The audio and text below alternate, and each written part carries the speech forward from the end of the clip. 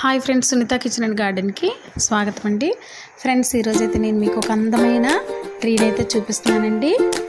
చూసారా ఫ్రెండ్స్, ఎంత అందంగా ఉన్నాయి ఫ్లవర్స్, చాలా బ్యూటిఫుల్గా అయితే ఉన్నాయండి. ఫ్రెండ్స్, ఈ ఫ్లవర్స్ శాస్త్రీయ నామం ఏంటంటే కార్డియా సెబస్టిన్ అంటారండి. ఇవి ఎరుపు నారింజ కలర్స్లో మనకి కనిపిస్తూ ఉంటాయండి.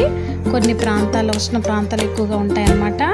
ఈ పువ్వులు సాధారణంగా స్కాల్గెట్ కార్డియా, ఆరెంజ్ గీగర్ ట్రీ లేదా సెబస్టినా ప్లాంట్ అని కూడా పిలుస్తారనమాట ఈ పువ్వుల్ని.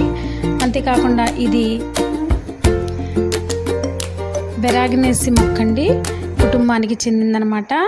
అంతేకాకుండా దీని యొక్క లక్షణాలు, ఇది చిన్న చిన్న అందమైన చెట్టు అండి. ఇది చిన్న చిన్న పువ్వులు అయితే మంచిగా పూస్తూ ఉంటుందండి.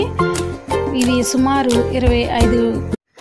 Hi friends, Sunitha kitchen and గార్డెన్కి స్వాగతం అండి.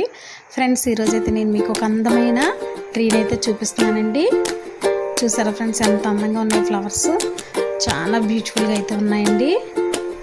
ఫ్రెండ్స్, ఈ ఫ్లవర్స్ శాస్త్రీయ నామం ఏంటంటే కార్డియా సెబస్టిన్ అంటారండి.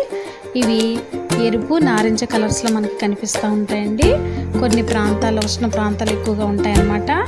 ఈ పువ్వులు సాధారణంగా స్కాల్గెట్ కార్డియా, ఆరెంజ్ గీగర్ ట్రీ లేదా సెబస్టినా ప్లాంట్ అని కూడా పిలుస్తారనమాట ఈ పువ్వుల్ని. అంతేకాకుండా ఇది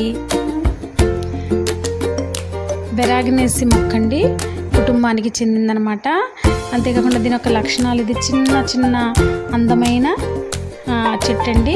ఇది చిన్న చిన్న పువ్వులు అయితే మంచిగా పూస్తూ ఉంటుందండి. ఇవి సుమారు 25